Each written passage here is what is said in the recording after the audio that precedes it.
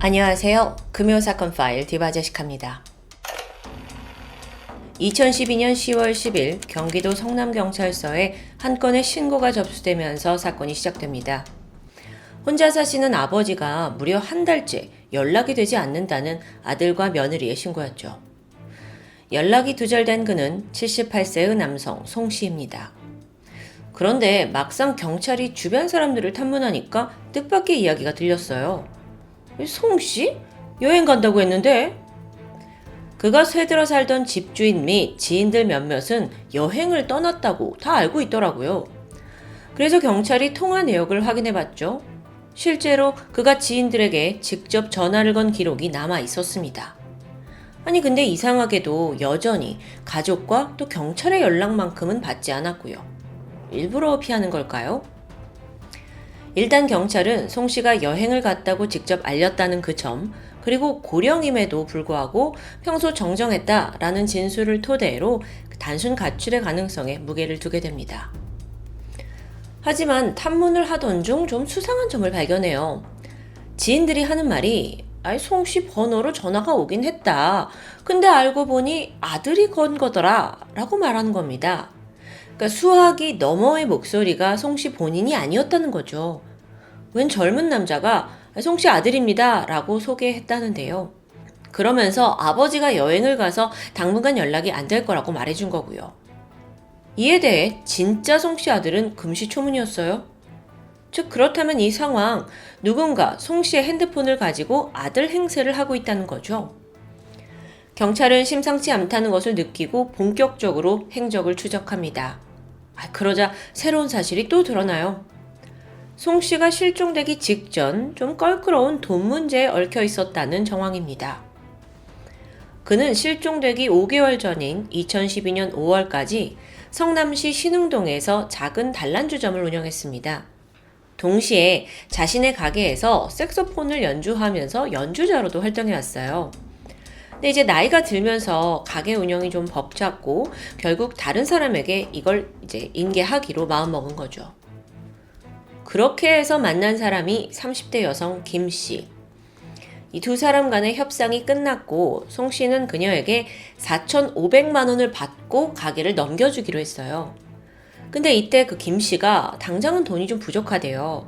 그래서 일단은 2,500만 원만 지불하고 나머지 2천만 원은 좀 시간이 지나고 주기로 했었죠. 어쨌든 송 씨는 가게에서 손을 떼게 됩니다. 이후에도 그는 색소폰 연주를 계속 하고 있었잖아요. 그래서 그걸 하려고 종종 가게를 찾았다고 해요.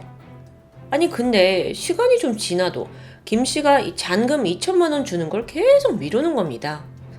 초조해진 송 씨가 그녀를 독촉하기 시작했죠. 인근 상인들에 따르면 송 씨가 종종 하소연을 막 했어요. 돈을 못 받았다고. 그리고 내가 이 2천만 원만 다 받으면 색소폰 연주고 뭐고 다 그만둘 거라고 했었대요. 그러니까 잔금을 받기 위해서 어쩔 수 없이 계속 가게에 얼굴을 비췄다고 주장이 돼요. 그런데요, 사실 이때 새로운 주인 김 씨가 이 가게를 혼자 운영하던 건 아니었습니다. 그녀에게는 사실혼 관계이던 40대 남성 박 씨가 있었던 거예요. 잔금 왜 안 주냐? 이 문제로 송 씨와 새로운 주인 김 씨 사이에 갈등이 지속되니까 보다 못해 박 씨, 그러니까 사실혼 관계에 있던 박 씨가 나서요. 그러면서 송 씨한테 내가 조만간 돈을 마련해 주겠다 라고 약속을 했대요. 하지만 그 말은 끝내 지켜지지 않았죠? 경찰이 확인해 본 결과 송 씨의 실종 수사가 진행 중이던 그 당시까지도 잔금을 줬다는 은행 기록은 전혀 찾아볼 수 없었습니다. 자, 여기까지 이들의 관계를 파악한 경찰은 김 씨와 박 씨, 이 두 사람이 실종과 연관이 있을지도 모른다고 의심이 들었어요. 당연하죠. 그리고 즉각 둘을 소환해서 조사를 진행합니다. 근데 여기서 주목할 만한 점이 둘의 진술이 굉장히 모호하다는 겁니다. 먼저 여성 김 씨는 그 남자친구인 박 씨가 잔금을 대신 내주기로 했다. 나는 그 다음 일은 모른다. 이렇게 좀 무책임하게 진술했어요. 이에 반해 박 씨는요. 나는 이미 지난 6월에 송 씨에게 돈을 주었다는 겁니다. 그러니까 더 이상 얽혀있는 금전관계가 없다는 거죠. 그래서 경찰이 그럼 언제 어디서 돈을 건넸냐라고 집중적으로 추궁했어요. 근데 여기서 현금을 줬다라는 거예요. 그러니까 은행 기록이 없는 거고. 그래서 그 현금을 어디서 뽑았냐? 그 해당 장소 CCTV도 다 확인해봤죠? 근데 둘의 모습이 전혀 나오질 않아요. 근데 이 와중에 박 씨는 또 억울하대요. 아유, 은행 기록이 없는 거는 내가 억울하다. 현금으로 다 준 거다. 난 영수증을 못 받았다. 이 주장을 굽히지 않습니다. 물론 경찰은 그를 강하게 의심했지만 이게 심증만으로 검거할 순 없죠. 경찰이 좀 더 확실한 증거를 찾기 위해 이번엔 박 씨의 통화 기록을 살피게 돼요. 그리고 이때 눈에 띄는 사항이 하나 있었죠. 박 씨가 지난 9월 13일, 그러니까 수사가 있기 대략 한 달 전에 어떤 업체를 불러서 단란주점 내부 방수공사를 진행했다는 사실입니다. 갑자기 방수공사? 왜요? 사실 이 공사 자체가 수상한 건 아니에요. 가게가 오래된 곳이라서 충분히 보수공사를 좀 할 수도 있죠. 그런데 문제는 이 공사를 진행한 직후 박 씨가 자기 휴대폰에서 업체 번호를 곧바로 삭제했더라고요. 마치 이 공사가 진행된 걸 아예 없었던 일로 하려는 것처럼요. 그래서 경찰이 수소문 끝에 그 공사를 진행한 설비업자 우 씨를 찾아갔는데 거기서 아주 결정적인 진술을 얻게 됩니다. 우 씨가 말하길 공사 당일 좀 특이한 점이 있었다고 해요. 우선 그 가게 홀 벽에서 물이 샌다, 방수공사를 해달라 이런 요청을 받았거든요. 근데 이걸 하려면 실내 벽을 전부 뜯어내야 합니다. 그래서 먼저 벽 다 제거하고 이제 다시 마감을 하려던 찰나 박 씨가 좀 생소한 부탁을 해왔죠. 그 마감을 하기 전에 벽 안에다가 커다란 나무 상자를 넣고 그 위에 콘크리트를 발라달라는 거예요. 그래서 여기서 업자인 우 씨가 난색을 표했죠. 아니, 나무 상자가 너무 커요. 그래서 벽에 넣으면 그 부분이 튀어나올 수 있으니까 미관상 좋지 않을 것 같은데? 하지만 여기서 박 씨는 개의치 않아 했습니다. 그래서 우 씨도 궁금해졌죠. 아니, 도대체 이 박스가 뭐길래 그렇게 넣으려고 하는 거냐 했더니 박 씨가 말하길 물을 빨아들이는 방습제를 가득 채운 거라고 대답했어요. 여기에 자기가 웃돈을 얹어줄 테니까 내가 요청한 대로 공사를 좀 진행해 달라고 부탁했고요. 사실상 우 씨 입장에서는 딱히 거절할 이유가 없죠. 미관상 안 좋은 것도 다 그쪽 일이니까. 그래서 결국 의문의 상자는 벽 안에 매장이 되었다는데요. 공사가 진행되는 그날 박 씨는 단 한 번도 자리를 뜨지 않고 내내 그 상자를 지켜봤습니다. 게다가 주변에다가 막 칙칙칙칙 방향제를 뿌리면서 아유 냄새 좀 안 나게 잘 부탁해요 라고 당부했고요. 사실 우 씨는요 수많은 설비 공사를 하면서 벽에다가 나무 상자를 넣는 건 생전 처음 겪는 일이었어요. 그러니 그날의 일을 똑똑히 기억하고 있었고요. 수상하죠. 경찰이 즉각 가게로 출동을 해서 벽 안에 숨겨진 그 나무 상자를 찾기 시작했습니다. 보니까 정말 수상하게 툭 튀어나온 벽 한쪽이 있더라고요. 바로 뜯어내기 시작했죠. 그러자 가로 113cm, 세로 40cm, 높이 한 80cm 정도 되는 나무 상자가 등장합니다. 근데 이게 완전히 거의 밀폐된 수준이에요. 모서리에는 꼼꼼하게 실리콘이 다 발라져 있고 곳곳에 못질이 막 되어 있고요. 약간 관짝 같기도 한 이 수상한 상자. 경찰은 조심스레 뚜껑을 열었습니다. 그 안에서는 여행용 가방이 발견되었죠. 그리고 가방 안에는 비닐에 쌓여있는 송 씨의 시신이 있었습니다. 11월 13일 경찰은 박 씨를 체포합니다. 시신도 나왔고 그걸 직접 업자시켜서 벽에 유기한 정황까지 이거 빼박이에요. 그렇게 박 씨를 추궁하니까 그도 머지않아 살인을 자백하게 되는데요. 그 진술에 따르면 그가 송 씨를 살해한 날짜는 9월 6일이었습니다. 그날 저녁 6시 두 사람은 가게에서 단둘이 만났습니다. 그리고 박 씨에 따르면 잔금 2천만 원이 남아있잖아요. 그 중에 1,700만 원을 자기가 현금으로 건넸대요. 자, 그러자 송 씨가 아니 나머지 300만 원은 왜 안 주냐 했겠죠. 그러니까 박 씨가 그거는 내가 이 가게를 좀 운영하다 보니까 가게에 스프링클러가 꼭 필요해서 내가 그걸 설치하는 데 썼다. 좀 그런 돈이니 좀 빼달라 라고 했다는 거예요. 근데 이거는 사실 이제 박 씨 입장에서는 전 주인이 고치지 않아서 생긴 문제니 내가 좀 고쳤으니까 그냥 1,700만 원 퉁 치자라는 거죠. 여기에 송 씨가 말도 안 된다. 원래 돈대로 다 줘라 라면서 화를 냈고요. 곧이어 두 사람의 목소리가 높아지기 시작합니다. 박 씨의 주장에 따르면 이 과정에서 송 씨가 김 씨, 그러니까 박 씨의 그 사실혼 관계에 있는 아내에 대해 모욕적인 발언을 했다고 해요. 거기에 격분한 박 씨가 송 씨 할아버지를 강하게 밀쳤죠. 바닥에 넘어졌는데 여기서 그치지 않고 그의 목을 세게 밟게 됩니다. 잠시 후 이 할아버지가 의식을 잃었어요. 몸에 미동이 없었고요. 하지만 여기서 박 씨는 여전히 분노가 치밀었는지 곧장 주방에 있던 호스를 가져와서 그의 목을 세게 졸라버렸죠. 끝내 송 씨의 숨이 끊어졌고 이후 박 씨는 시신을 비닐로 싸서 노끈으로 묶고는 여행용 가방에 넣어둡니다. 문제는 그 다음이었습니다. 시신을 어떻게 처리해야 할지 모르겠거든요. 일단은 그 여행 가방을 가게 창고에 방치해둔 채 며칠간 영업을 했죠. 근데 그게 냄새가 안 나겠냐고요. 시신이 부패하면서 하나둘 직원들이 사장님 창고에서 너무 이상한 냄새가 나요. 막 이렇게 이제 불평을 합니다. 박 씨가 두려워졌어요. 그렇다고 이 큰 가방을 지금 밖으로 들고 나가는 순간 CCTV에 찍히잖아요. 그럼 이게 증거가 남을 게 뻔하니까 그것도 할 수 없었죠. 무엇보다 혼자 가방을 옮기기에 가방도 꽤 무거웠습니다. 결국 그에게 가장 안전한 장소는 바로 이 가게입니다. 여러분, 실제로도 일부 범죄자들은 시신 유기를 할 때 자신이 통제하기 쉬운 곳으로 선택한다고 해요. 계속 시야에 둬야 마음이 편하다고 느끼는 거죠.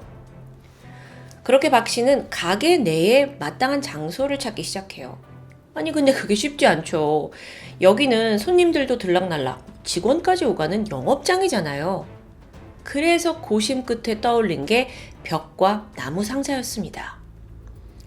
그는 직접 나무 상자를 제작했어요. 그리고 안에다가 시신이 든 가방을 넣었죠.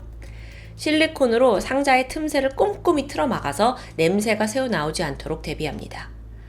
이후 설비업자를 불러서 방수 공사를 해야 한다라는 핑계로 시신이 든 상자를 벽 안에 매장하는 데 성공한 거예요. 공사가 다 끝나고 나서 박 씨는 태연하게 영업을 다시 시작했습니다. 그러니까 이 기간 동안 가게를 찾은 사람들은 자기 등 뒤에 시신이 있는 줄도 모르고 흥겨운 시간을 보낸 게 되겠죠. 한편 그 사이 범인은 수사를 늦추기 위해 또 다른 잔머리를 썼는데요. 미리 송 씨의 휴대폰을 빼돌려서 지인들한테 전화를 걸어서 내가 아들이다 하면서 송 씨가 여행 갔다고 둘러댄 거예요. 그렇기에 진짜 송 씨의 아들은 아버지의 실종을 인지하기까지 무려 한 달이라는 시간이 걸린 거고요. 그 외에도 송 씨가 평소에 이제 연주하던 색소폰 전부 처분하고 송 씨 행세를 하면서 건물주한테 전화를 걸어요. 그리고 아예 사업자 명의를 김 씨 명의로 변경했고요. 그러니까 범행을 은폐하는데 최선을 다했던 겁니다. 결국 그렇게 재판에 선 박 씨는 우발적인 살인이었다라고 주장했습니다. 돈 문제로 말싸움하다가 화 참지 못해서 죽였다고요. 근데 이미 기절한 송 씨의 목을 재차 졸라서 살해한 거잖아요. 이게 좀 의아했죠? 정말 이날 이전에는 전혀 살인의 의도가 없었던 걸까요? 또 애초부터 자기가 1,700만 원을 줬다라는 것도 좀 믿기 힘들어요. 근데 100번 양보해서 박 씨의 주장대로 살인 자체는 우발적이었다고 칠게요. 하지만 홧김에 살인을 저질러 놓고 그 시신을 가게 벽 안에 숨겨놓을 수 있는 사람이 얼마나 될까요? 검찰은 박 씨의 범행이 상당히 계획적이고 잔혹하다고 판단을 했고 결국 그에게 징역 20년형을 구형합니다. 하지만 재판을 거쳐서 박 씨에게는 최종적으로 징역 18년이 선고되었죠. 사실 알고 보니 박 씨가 초범이 아니었어요. 조사를 해보니 그전에도 절도, 사기, 전과 총 12범이라는 게 드러났죠. 물론 그전에 살인 혐의는 없었지만 전과가 있던 살인마에게 18년은 다소 낮은 형량이 아니냐라는 의견도 있습니다. 게다가 잊고 있는 부분이 있습니다. 그 동거녀이자 이 가게의 실제 주인이 된 김 씨는 정말 이 사건에 전혀 관여하지 않은 걸까요? 경찰 또한 공범 혐의가 있는지 수사를 진행했지만 별다른 혐의점은 발견하지 못했다고 전해집니다. 여러분, 벽 안에다가 시신을 매장한다는 사실. 그것도 수많은 사람들이 오가는 공간에 벽 속에 떡하니 시신이 있다는 거는 정말 상상만 해도 섬뜩하죠. 근데 과연 그게 발각되지 않았다면 계속 은폐가 가능했을까 하는 생각이 들었어요. 이 부분에 대해 전문가들은요, 시신은 부패를 하면서 가스를 생성해요. 그리고 그 가스 압력으로 인해서 시신이 부풀게 되죠. 그러면 언젠가 그걸 덮고 있던 나무가 부서지고 콘크리트마저 조금씩 금이 가지 않았을까 예상합니다.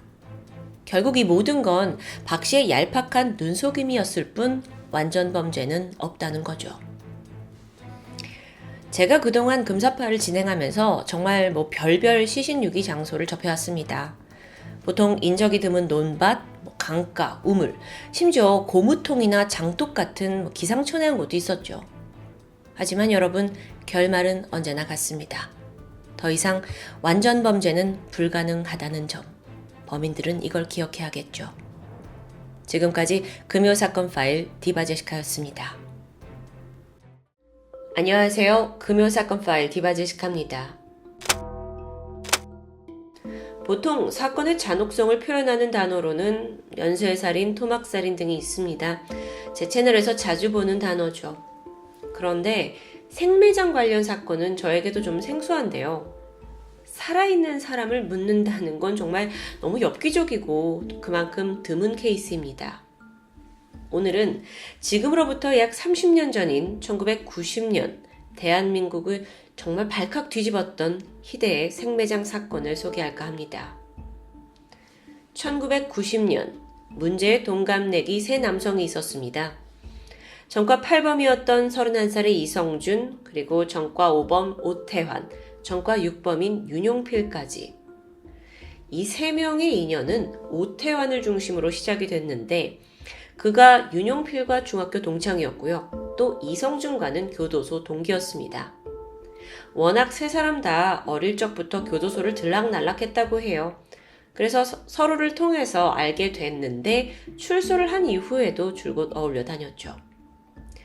사회에 나와서 셋은 변변한 직업 없이 그저 하루살이로 위태롭게 살고 있었습니다. 한때는 택시나 트럭 운전을 하면서 남들처럼 좀 제대로 사나 싶었는데 옛말에 이런 말이 있죠. 집어릇 개 못 준다고. 근본이 좀 범죄자였던 이들이 결국 다시 범행을 모의하기 시작합니다.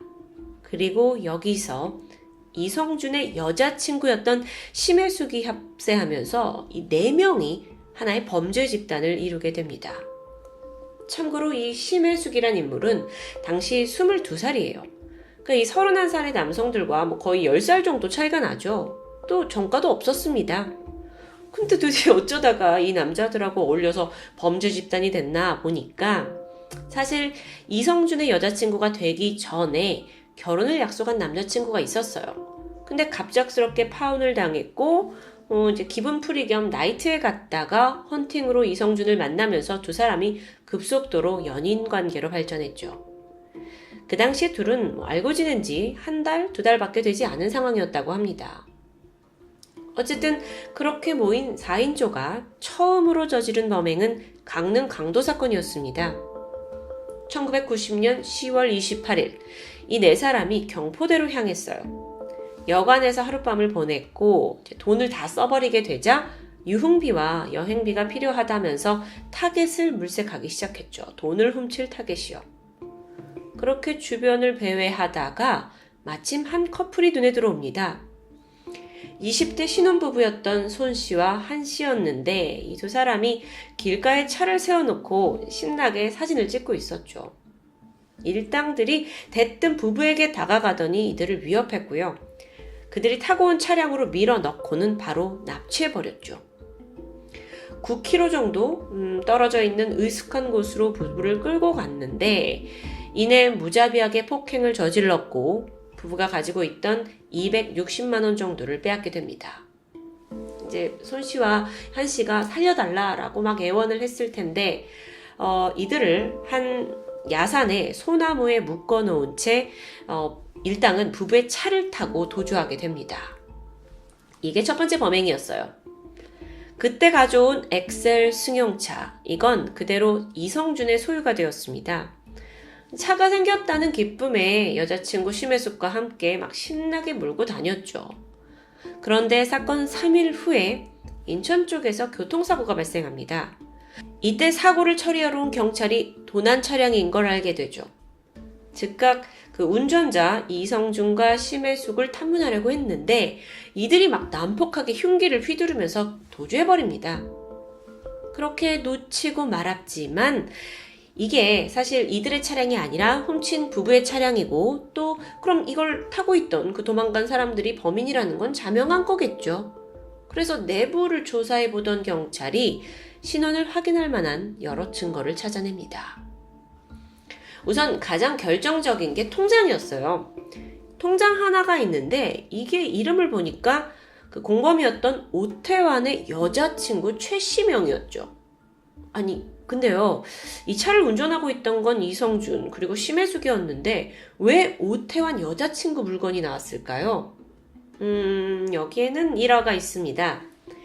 사실 오태환이 심혜숙을 좋아하고 있었어요. 그러니까 이성준의 여자친구 심혜숙을요. 그래서 그녀한테 야, 이성준 쟤는 전과도 있다 이러면서 막 험담을 했었죠. 아니 자기도 전과자 아닌가요?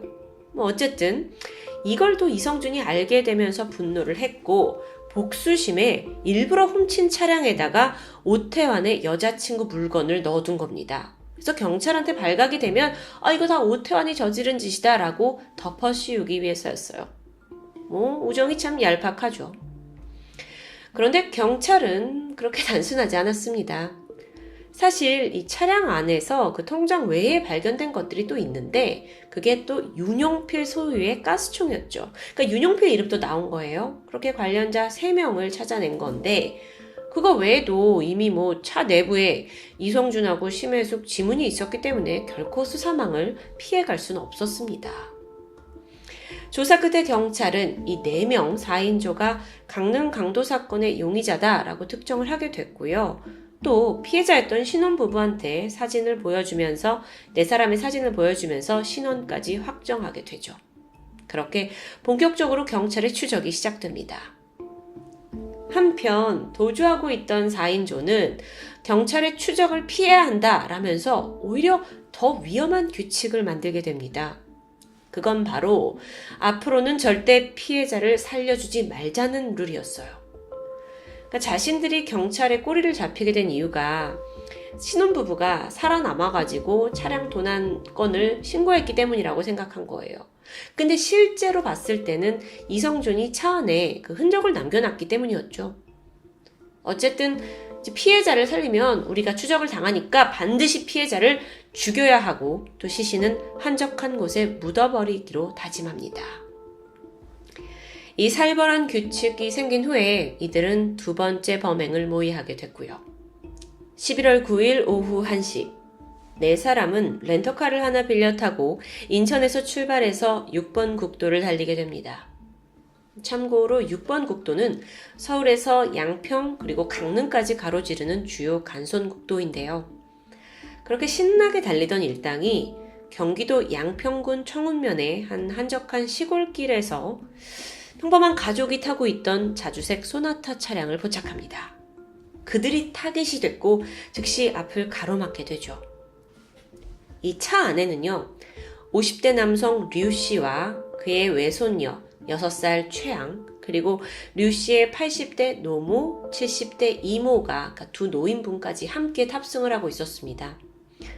강릉에 사는 친척 결혼식에 가던 길이었다고 해요. 갑자기 차를 가로막는 이들이 나타났고 곧이어 상상도 못할 끔찍한 일이 벌어지게 되죠. 우선 일당이 가지고 있는 현금 내놓으라고 합니다. 그래서 류 씨가 순순히 20만 원을 내놨어요. 하지만 일당이 그냥 막 폭행을 시작했는데요. 폭행이 어느 정도 끝나고 나서는 이 6살 꼬마 최양을 제외한 나머지 가족들의 손과 발을 다 묶었고요. 입에 재갈을 물린 채 트렁크에 가둬둡니다. 그리고서는 이제 운전을 해서 가는데 이때 그 꼬마 최양은 심혜숙이 직접 품에 안고 차에 태워서 외진 곳으로 향했다고 해요.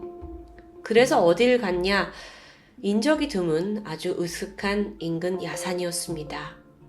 불길함이 엄습하죠. 이 4인조는요, 가장 먼저 힘없는 할머니 두 분을 낭떠러지에서 굴러 떨어뜨려요. 두 분이 정신을 잃으시게 되죠. 그리고 다음으로 이 이성준과 윤용필이 인근 민박집에서 빌려온 삽 2자루로 땅을 파내려가기 시작합니다. 피해자들을 생매장할 계획이었던 겁니다. 어느 정도 구덩이가 파졌고요. 지체하지 않고 노인 2사람을 그곳으로 밀어 넣었죠. 다음으로는 류씨 차례인데요. 마지막으로 협박을 합니다. 3천만 원을 주면 살려주겠다는 거였는데 류씨가 돈이 없다라면서 거절하자 즉각 목을 조르기 시작했습니다. 이내 류씨가 정신을 잃었고 구덩이로 던져집니다. 자, 여러분, 이제 남은 건 6살 손녀 최양입니다. 이 사건이 정말 너무 엽기적이고 잔혹한데 가장 끔찍한 부분이 사실 전 여기라고 생각해요. 지금껏 최양은 할아버지 그리고 이 증조 할머니 두 분이 구덩이 아래로 떨어지는 걸 다 보고 있었어요. 잔뜩 겁에 질려 있었겠죠. 살려달라고 울부짖었는데 이때 오태환이 오히려 아이 옷을 벗기더니 아이를 망설임 없이 구덩이 안으로 던져버립니다. 정신을 잃은 상태도 아니었고요. 아이는 그냥 살아있는 그 상태 그대로였죠. 잠시 후에 흙이 위로 쌓여갔고 그 울려 퍼지던 아이의 울음소리조차 들리지 않게 됩니다. 저는 상상을 하면 할수록 너무 잔혹했는데 그렇게 산에서 내려온 일당은 류씨 가족의 소나타 차량을 타고 이번엔 안양으로 향했습니다. 거기서 일단 흥청망청 훔친 돈 썼어요.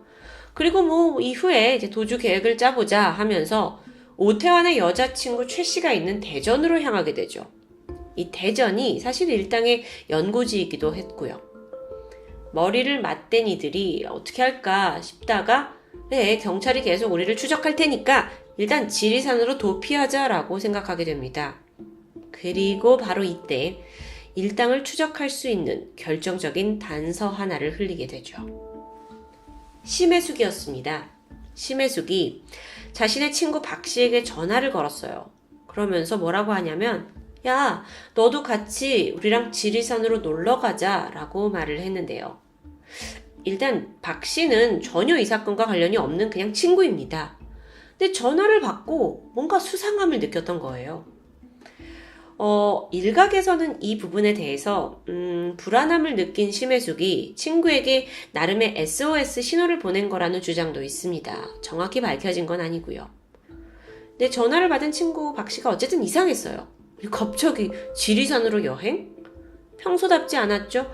게다가 남자친구 이성준이 워낙 질이 나쁜 사람이라는 걸 잘 알고 있던 터였습니다. 그래서 결국 그냥 넘어가지 않고 경찰에 신고를 하게 돼요. 또 때마침 경찰은요, 이성준 일당을 체포하기 위해서 연고지라는 대전 쪽에서 수사를 하고 있던 참이었습니다. 그때 박 씨 신고 전화가 걸려온 거예요. 11월 10일 낮 1시 10분 대전 동부경찰서는 일당들이 어디 있다라는 소재지를 파악했고 즉시 그곳으로 출동했습니다. 다행스럽게도 오태환과 심혜숙은 현장에서 즉각 체포됐어요. 그런데 이성준과 윤용필은 재빠르게 차를 타고 도주해버렸죠. 이 과정에서 총격전이 있었는데요. 윤용필이 경찰의 실탄에 맞아서 부상을 입게 돼요. 하지만 다친 와중에서도 끈질기게 도주하죠. 결국 다음 날인 11월 11일 서울에까지 도주를 했던 그는 영등포에 있는 친구 집에서 가까스로 체포됩니다. 자, 그럼 이성준은요? 이성준도 이때 가슴에 실탄을 맞았어요. 그래서 중상을 입었죠. 하지만 역시나 포기하지 않고 도주했습니다. 근데 그 과정에서 많은 피를 흘렸어요. 그리고 결국 몸을 숨기고 있던 인근 아파트 옥상에서 발견이 되는데요. 그때 이미 숨이 끊어진 상태였죠.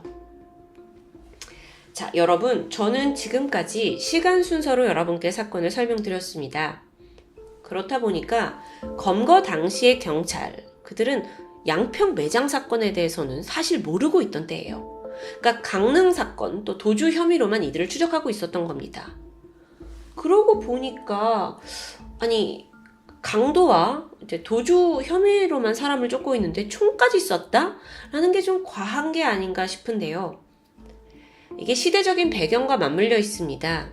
마침 그때 노태우 정권이 범죄와의 전쟁을 선포했어요. 그래서 어떤 범죄자 소탕 작전의 본보기였다고도 해석할 수가 있겠죠. 자, 다시 사건으로 돌아와서 경찰이 차 내부를 살펴보던 중에 흙이 잔뜩 묻은 삽과 노끈이 있어요. 이건 추가 범죄를 저질렀다는 걸 암시하고 있었죠. 그래서 이걸 토대로 야 이거 어떻게 된 거냐 라면서 일당들을 집중 추궁합니다. 그리고 버티다 못한 그들이 생매장 사건을 털어놓게 됐고요. 예상치 못한 자백을 듣던 경찰도 정말 그때 경악을 금치 못했다고 해요. 아시다시피 생매장이라는 게 흔한 범죄가 아닙니다. 그래서 어떻게 된 건가 하고 추후 조사를 통해서 밝혀진 게 뭐였냐면 당시 그 남성 3명은요 대마초를 피웠고 환각 상태였다고 해요. 여기서도 또 마약이 문제가 되네요. 이게 나중에 이제 범인들의 지인 집에서 대마초가 발견되면서 전체적으로 밝혀진 정황입니다. 자, 이제 수사팀은 이들의 증언에 따라 류 씨의 가족이 매장되어 있는 곳을 파헤치게 되었습니다. 현장 검증도 이루어졌고요. 안에서 내구의 시신이 나왔는데 부검 결과 사인은 모두 질식사였습니다. 여기에 더해서 이 모두 호흡기에 흙이 가득 차 있었다고 해요. 전 이 부분이 너무 제가 설명을 하면서도 진짜 소름 돋는데 얼마나 이들이 고통스럽게 사망했을지 짐작이 가는 대목이죠. 저도 이렇게 놀랐는데 당시에는 정말 사건 보도를 통해 온 국민이 대노했습니다. 너무 전례가 없는 사건이기 때문에 충격이 컸죠. 이 사건의 여파가 어느 정도였냐면요. 다들 들고 일어나서 사형감이다 라고 외쳤을 정도예요.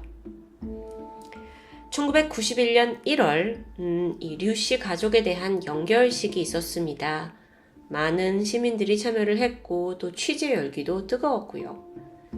취재 열기가 뜨거운 걸 왜 말씀을 드리냐면 그만큼 당시 이 사건은 국민적인 관심과 주목을 받았을 수밖에 없겠죠. 그리고 재판 결과가 남아있고요. 모든 이목이 쏠린 가운데 재판도 신속하게 진행이 됩니다. 길게 끌 것도 없었어요. 사망을 이미 한 이성준을 제외한 오태환, 윤용필에게는 사형이 내려집니다. 심혜숙은 살인과 또 생매장에는 관여를 하지 않았다라는 이유로 징역 10년형을 받았고요. 자, 그리고 나서 이후의 진행도 속전속결입니다. 1992년 12월 윤용필의 사형이 집행되었고요. 2년 후인 1994년 10월 오태환의 사형도 집행됩니다. 오태환은 마지막까지 나는 범죄에 직접 관여하지 않았는데 이 여론에 떠밀려서 과도한 형을 받은 거다라며 억울함을 토로했다고 합니다. 그가 남긴 유언이 있는데요. 죄를 개별적으로 보지 않고 언론 보도에 의해서만 이렇게 처형을 하는 건 부당하다라는 내용이었습니다. 사실 여기엔 해석이 좀 엇갈릴 수 있는데 오태환이 그때 범행에 어느 정도 관여를 했는지에 대한 진실은 이제 알 수 없습니다. 근데 지금과 비교를 하면 당시의 사형이 굉장히 빨리 진행된 건 명백한 사실이죠. 시대적인 분위기로 이들에게 그렇게 많은 시간이 주어지진 않았습니다. 유일하게 사형을 피한 심혜숙, 그녀는 1998년에 가석방이 되었고 이후 조용히 살아갔다고 해요. 하지만 그조차도 얼마 안 가서 그녀가 위암 선고를 받고는 2003년 7월 사망했다고 전해집니다. 그런데 끝이 아니죠. 사건 발생 22년이 지난 2012년에 새로운 논란이 떠올랐습니다. 그렇게 많은 시간이 지나고서요. 당시 심씨 변호사가 한 일간지를 통해서 이 사건과 관련된 글을 기고하게 되는데요. 그 글의 내용이 이제 심혜숙은 또 다른 피해자다라는 입장입니다. 그러니까 세 남성이 강도짓을 하는 건 알고 있었지만 산에 데려가서 살인까지 하는 건 자신은 전혀 몰랐고 또 그 생매장조차 자기는 목격한 적도 없다라는 주장이었죠. 단지 강릉 그 사건, 신혼부부한테 돈을 뺏은 그 사건과 유사하게 그냥 돈만 뺏고 산에 묶어놓았다라는 게 이제 그녀의 진술이었다고 하는데요. 체포되기 전까지 일당은 심혜숙한테 살인을 숨겼고 그렇기 때문에 심혜숙이 공범으로 몰린 건 좀 억울하다는 취지. 글쎄요. 이 기고문은 사실 거센 비난을 받았습니다. 공범자로 판결받은 사람의 증언에만 의지를 했던 거고 거기에 따라 동정표를 줬다라는 비난인데요. 사실 여러분 이 사건을 좀 전반적으로 봤을 때 좀 아쉬운 부분이 있다면 4명의 이 사람들 사이에서 누가 진짜 주도를 했는지 정말 모두가 그 살인에 가담했고 동의했는지 그 정확한 기여도에 대한 조사는 다소 약했던 것으로 보입니다. 그도 그럴 게 이성준은 사망했잖아요. 그리고 또 시대적인 분위기 때문에 사형 집행까지 너무 빠르게 진행됐고요. 그러면서 세세한 진실은 다소 묻힌 게 아닌가라는 아쉬움이 남습니다. 만약 이런 사건이 요즘 같을 때 발생했다면 좀 더 집요한 탐문과 또 정교한 수사 방식으로 결과는 다를 수 있다고 생각합니다. 근데 오해는 하지 마세요. 그건 판결이 얼마나 정확할 수 있냐의 문제지 결코 이들의 죄의 무게를 논하는 건 아닙니다. 아무 죄 없는 일가족을 살해했어요. 심지어 어린아이를 살아있는 채 매장했다는 그 중벌. 그건 당연히 무거운 벌로 다스리는 게 당연하겠죠. 대한민국 범죄 역사상 전례 없는 너무도 끔찍하고 엽기적인 생매장 사건. 지금까지 금요사건 파일 디바제시카였습니다.